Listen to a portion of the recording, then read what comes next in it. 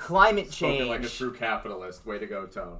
The Dubai Carmen Center of Excellence is a company that provides environmental research and services. This year at Water, Energy, Technology, and Environment Exhibition, or WETEX, they will be debuting Escape Climate Change, an escape room that communicates the Middle East journey and effects towards tackling climate change. Now, this is really cool. This is an augmented reality game, and you and I were just talking about augmented reality earlier before today. the show, yeah. Mm-hmm. And what they're doing is they're basically simulating all the things that happen if we don't continue to, fight climate change. Okay. But yeah, this is a pop-up game, and I think as far as escape rooms going for advertising, being educational, things that we've talked about several times, I think this is definitely one of the most important and clever and great uses of using an escape room for advertising and education. Because it's an issue that is happening all around the world that everyone is affected by, and these guys are taking a medium that is both popular and recognized by the entire world to help educate people. This is one of the only times where I would rather see this having been done in VR. Virtual reality instead of augmented reality? Well, because you need to be looking through your phone or something, or a screen for augmented reality.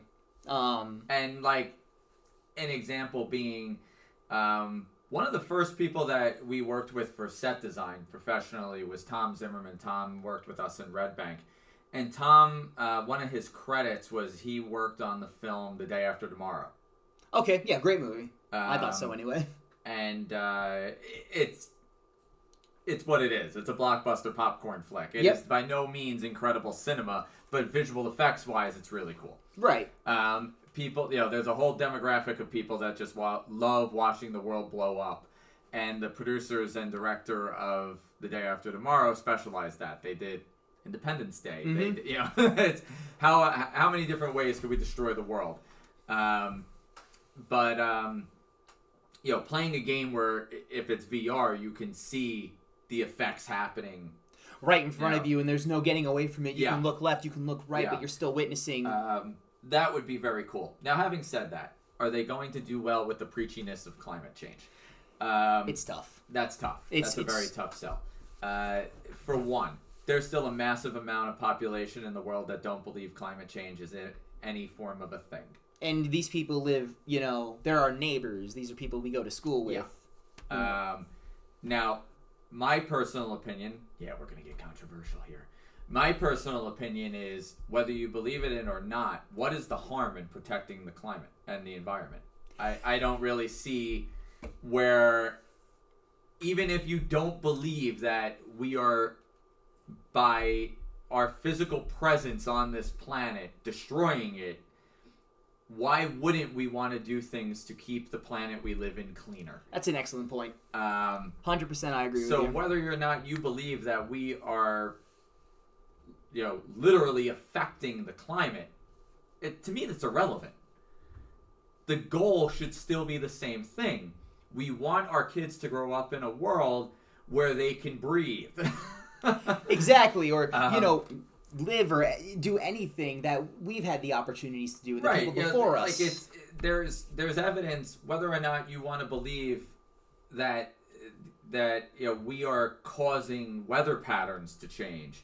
There is still evidence that no matter what, major city smog is an issue with breathing patterns, and why wouldn't we want to do cleaner energy? Why wouldn't we want to do things that could improve life on this planet, so that we don't need to teleport to another planet and make it sustainable only to destroy it in another 100 years. Could you imagine actually being the guy, say 50 years down the line, we fight climate change, we're making the planet healthier, and finally we've done it, we've made the planet healthy, and then someone comes out and says, oh yeah, climate change was never real though, we just wanted to make the planet healthy. What does it matter? Could you imagine being the guy who's like, are you serious? I put all that time and effort in for nothing? The planet's healthy. What does it matter? It honestly doesn't. On one note, I will say this. We don't exactly make it easy.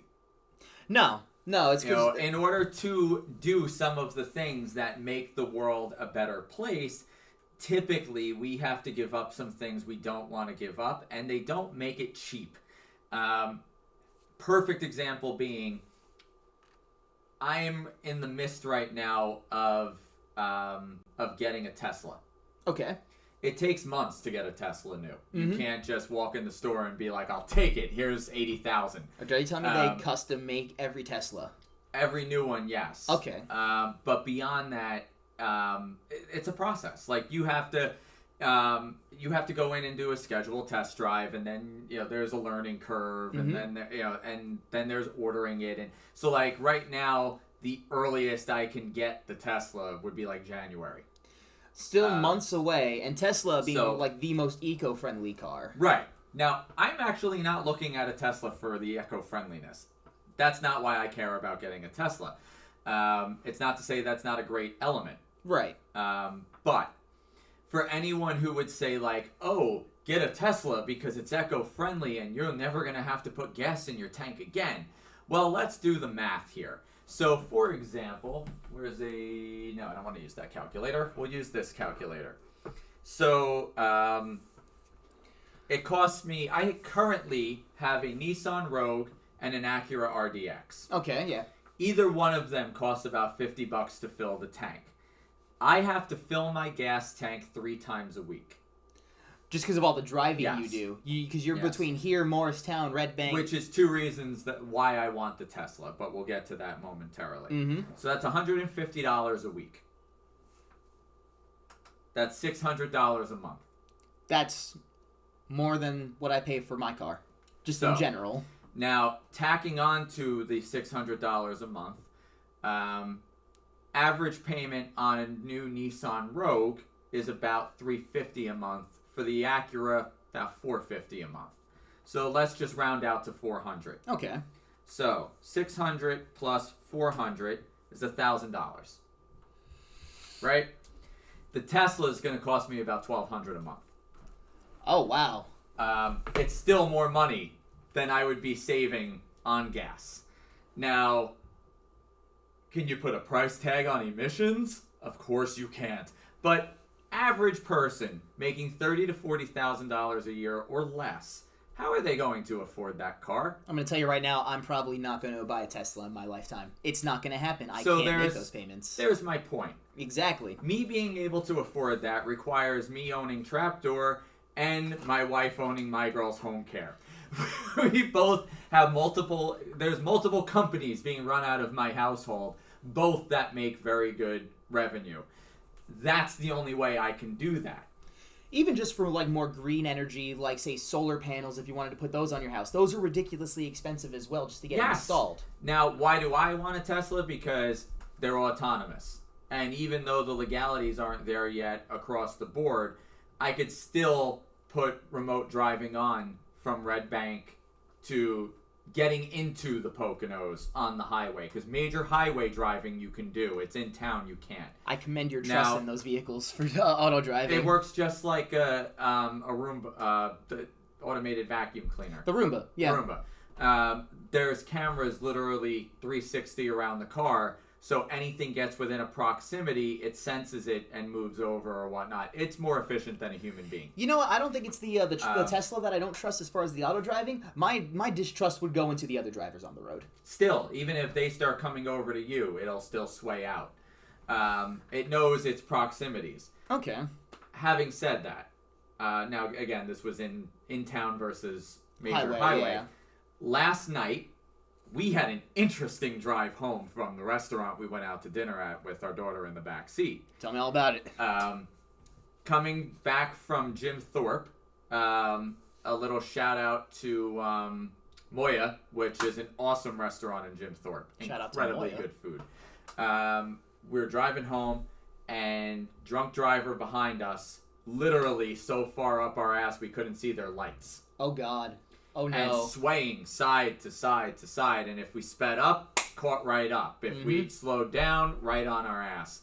So, in my logic, that person, just by the way they were swaying, they were very obviously intoxicated. Right. Heavily. So, no one in front of me, I jumped up to about 90 miles an hour. Try to keep up with me through those winding roads, they're probably going off the road into a ditch or a tree. I was willing to make that sacrifice. Now, having said that, though, a deer shot across the road. Oh, Oh yeah, now you gotta look And out for that here. The timing was hit the side of the car timing, and I was able to sway off. Oh, okay. I am an exceptionally good driver in high speed. Friend of mine used to go to a racetrack and race his Daytona. So I am very good with reacting under split-second pressure driving a car at high speed. And luckily, that still has not worn off, even though I haven't raced in more than a decade. But I've had near misses on accidents many times where literally, like, the car, we could have reached out and touched and been able to side sway around. So I got very lucky. I don't think the Tesla would have done that. You think a Tesla probably would have taken you guys like right off the road then? Yeah, no, I could definitely see that happening. So having on winding said both roads. those instances with my 2-year-old in the back seat, I'm not exactly happy to have experienced last night, but she's part of the reason I want the Tesla, because I have near fallen asleep on the ride home from Red Bank on very numerous occasions. Chris and I have talked about that before. He has a Jaguar that is incredibly loud. Mm-hmm. It's one of the sports car versions. And I hear him a mile away when he comes up to Morristown. It is the most uncomfortable car I've ever sat in, and that's intentional because it helps keep him awake. I was gonna say that's probably a good way to like make sure that you're not like comfortably between sitting and the uncomfortable seating. And Chris is a big dude. Mm-hmm. He's over 6 feet tall, so it keeps him awake being in that car. I want the Tesla so that it can autonomously drive home, and if I nod for a second, you I'm wake not up, off the yeah. road. You're still just driving. You just kind of look around like, oh, no one saw that. Just keep driving. So I'm not looking to autonomously drive the whole way home. I'm looking for that backup. Right. So for me, $1,200 a month is worth knowing I get home to my daughter.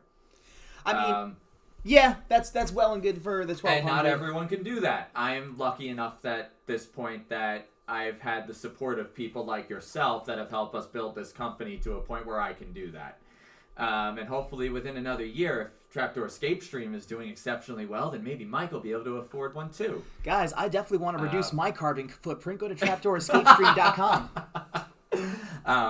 But anyway, so, but that's my point though is, for anyone looking to reduce their carbon footprint, so to speak, we don't make it financially viable for people to do it. No, absolutely not. Especially since all the cheap things that, middle class and lower class people have to do are things that harm the environment more. So, fellow entrepreneur Elon, you want to make everybody able to help save the world, make your car affordable. He said it, not me, but I don't disagree. Make a lower class model of it if that's the case. We don't need every version of a Tesla to open up like the Back to the Future car. You just tell people they never have to buy gas again. Your sales will go through the fucking roof. Yeah, but even saying that, I buy that car. We just did the math. Yeah. We're still, and the average person is not driving worth $600 a week worth of gas, like I am, or a month, whatever. So, the average person is driving 15, 20 minutes to work, or they're taking mass transit. Right. Which is a bus or and trains. Buses are not exactly happy on emissions. No, they're not. I think every bus that I've that has driven past me when I was living in New York City, emitted all that smog and all that the gas fumes just driving it, because they're giant vehicles that run on diesel, of all things. Yeah. So, that's an area where there is so much more room for improvement. And, I think we've already proven that improvement is not going to come from the U.S. government. It's going to...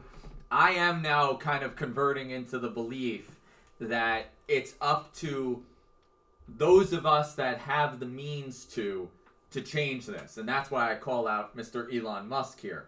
Because... that's a case of the means to change this. Do you think the people who have the means should feel some sort of, responsibility to the world that we live in then to fight climate change, to make it a better place for the world for people to live in? Mike's tearing up over here. I am. I'm stumbling over myself. Heal the world. Excuse me, I'm just gonna make it a better place.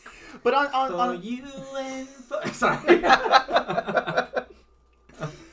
There are car self-driving if you care enough for the driver. All right, I'm done. If you like Tone singing, catch him in Freak Show. Yeah, this is Zonder's true. Fairgrounds. Shameless self-plug. But do you think that, billionaires, millionaires, these entrepreneurs, should they feel a responsibility to helping keep the planet clean? I think that everyone shares that responsibility. Mm-hmm.